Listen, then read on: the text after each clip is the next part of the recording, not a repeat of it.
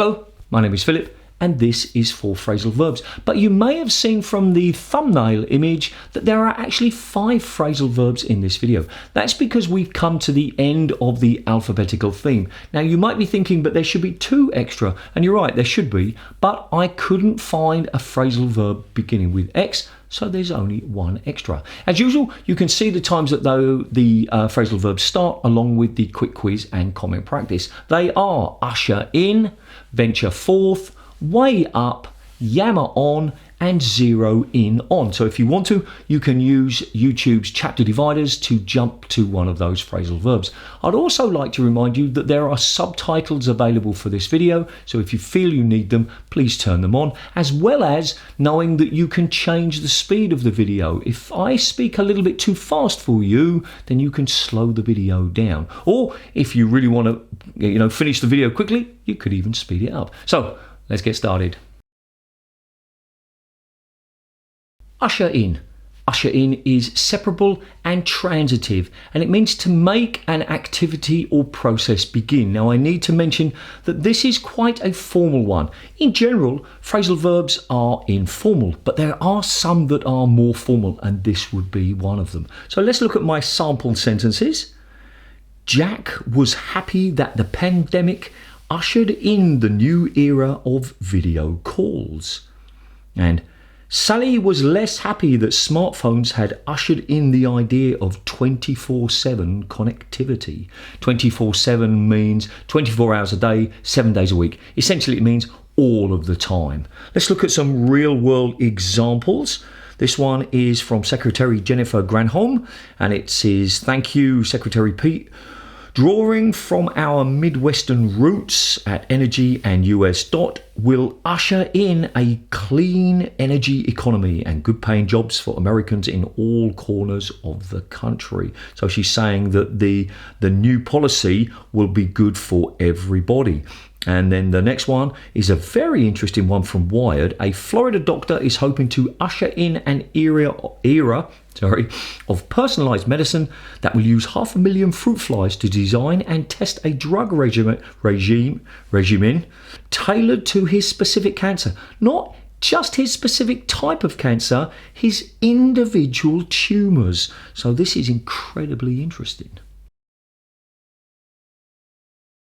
Venture forth. Venture forth is inseparable and intransitive, and just like usher in, it is much more formal than most phrasal verbs, and the definition is to leave somewhere safe or comfortable. Now it's a little bit more than that. Think about the word venture.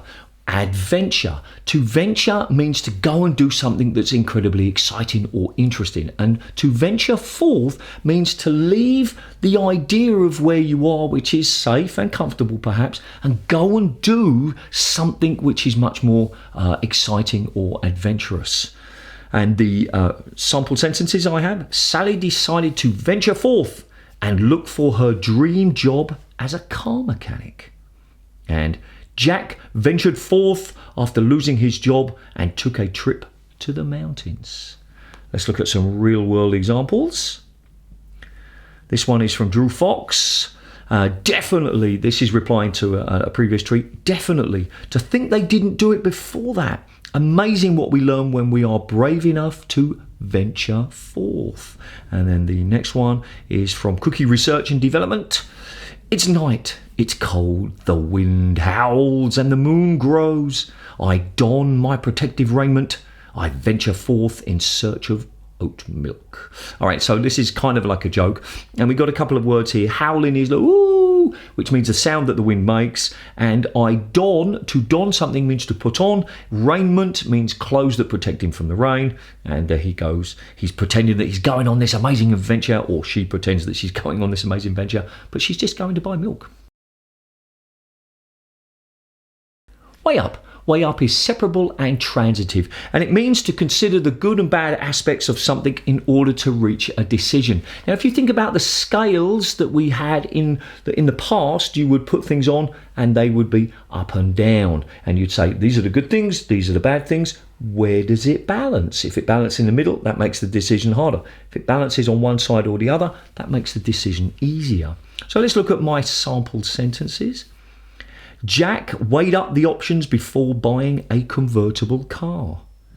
And Sally likes to weigh up her choices when walking alone on the beach.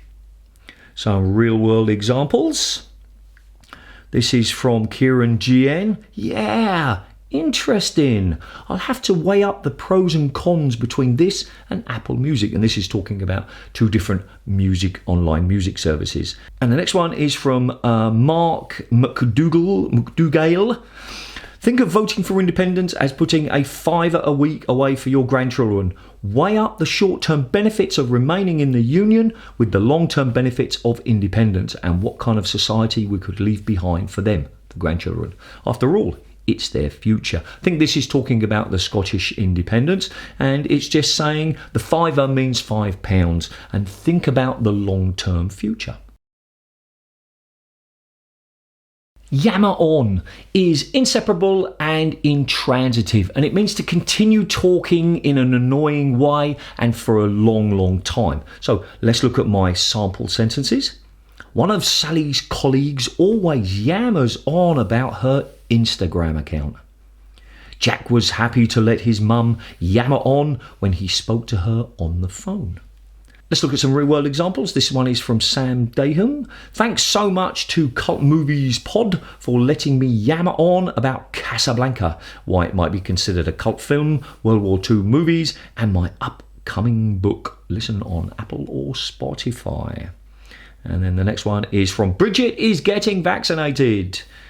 Yep, milk evolved before dinosaurs too. They let me yammer on about this at a recent lab meeting. And then there's a photo about the idea of milk is older than dinosaurs, which is pretty cool. Zero in on is inseparable and transitive, and it means to focus all of your attention on a particular thing or person. So let's look at my my sample sentences. Jack zeroed in on portrait photography as his chosen speciality, and Sally asked her team to zero in on the most profitable features of their project. Let's look at some real-world examples. This is from Chris Rudman. I'd like to be able to zero in on one goal or aspect of my project and see everything leading up to it without being distracted by other parts of the project. Now, this is talking about some software and how he manipulates the software to be able to focus on what he's doing. And then the last one is from Jonas Beetle. Separate the controllable from the uncontrollable. Then zero in on the former. You'll be unstoppable. Love this tweet. This is so good. There are so many things in life that you can control, so many things that you can't control. Forget those ones that you can't control. Focus on the ones that you control and do a really good job of controlling those if you can. Okay, so as always, let's see how much you actually can remember.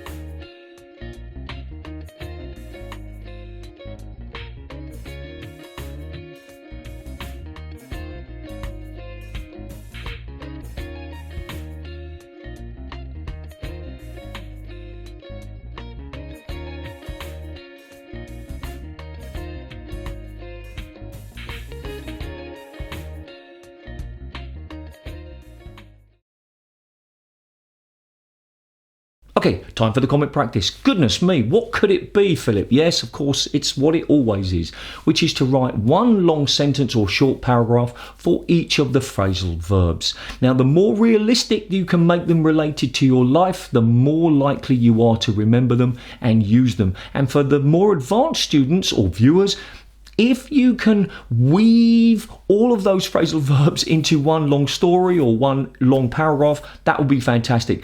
But with this particular set, that'll be quite an interesting task. Anyway, so give it a go. Post them in the comments and I will provide feedback. Thank you for watching. I hope that you enjoyed it. I hope you learned something. This is a subscription button. If you think my content is useful, please consider subscribing. This is the playlist of all of the other alphabetical phrasal verbs, and this is a video that YouTube thinks will be really interesting for you based on what you've been watching. And remember, do something every single day to improve your English. See ya.